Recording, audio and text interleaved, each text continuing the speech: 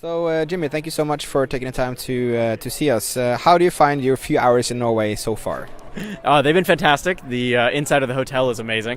No, it's beautiful, and I'm actually really looking forward today to spending some time in the city, walking around. But the conference is incredible. The speakers are amazing, and to be honest with you, I mean, I go to a lot of these conferences, and this is really an unbelievable level of talent.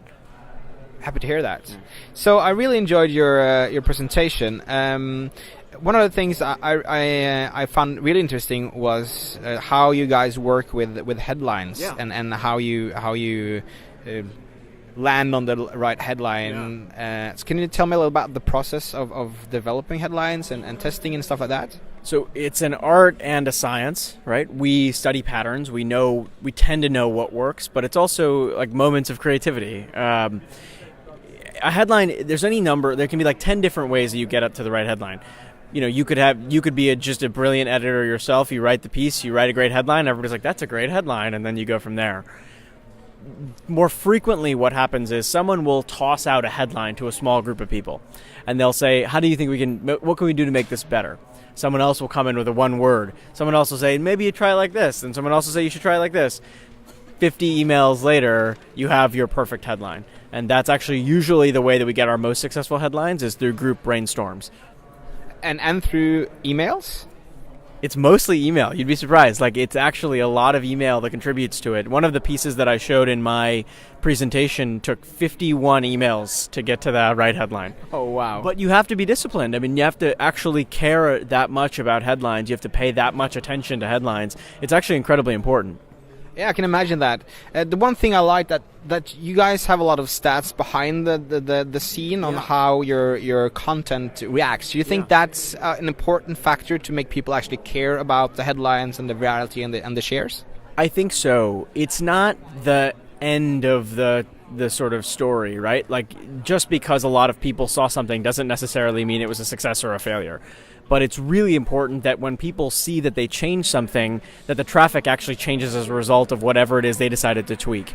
So for us, real-time feedback, instant feedback on a headline, on an image, on what's performing well on Facebook versus what's performing well on Twitter, these are all very valuable metrics. Cool. And do you do a lot of testing of the headlines and of the images and the sharing text and stuff like that? We're doing a lot of A/B testing, both on the site and on Facebook and on Twitter all the time. Like, we're constantly trying new conventions, saying, like, what if you did it like this versus like this? We're always trying that kind of stuff. In fact, if you go to our front page, you're probably seeing one headline, and your friend who goes to the same site at the same moment may see something completely different. Is that your own tools for testing, or do you just... How does it actually work? What kind of tools do you use? HuffPost built and has invested lots of time and money into building all of our own technology.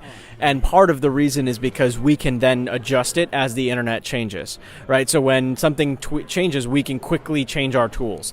So we've actually built all of those tools in-house. Lucky. Yeah. It takes a lot of time and investment, but I actually think one of the most interesting parts about media and publishing now is how important the technology is in a way that it wasn't, maybe 20 or 30 years ago. It's much, much more important for people to stay at the cutting edge now.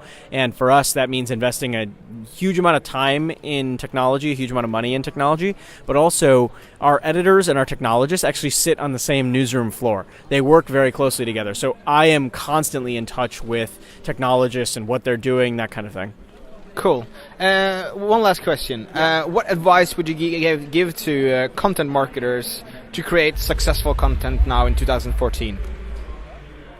Some of the advice I would give them is the same advice that they probably would have heard 30 to 40 to 50 to 100, 200 years ago. Have a great story to tell. Have a great product to market.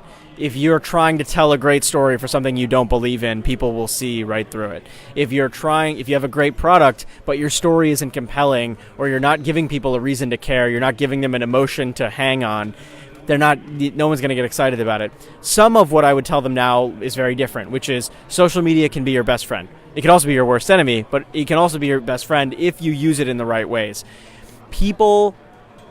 If you give people a reason to share your story, they will share it, and it has the potential to go viral.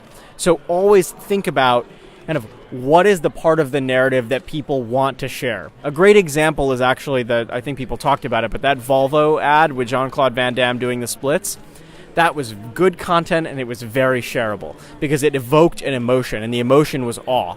Awe is one of the most viral emotions that's out there. In addition to like humor and anger, awe is actually one of the most powerful viral emotions. But if you're a content marketer, and if you take a step back when you're doing something and you say, what is the emotion that I'm trying to evoke, and is it strong enough that people will press share once they're done? If you can answer yes to both of those, or you can answer the question of the emotion and then answer yes to the question of sharing, you'll probably be in a pretty good place. Thank you so much for your time, man. Thank you. Awesome.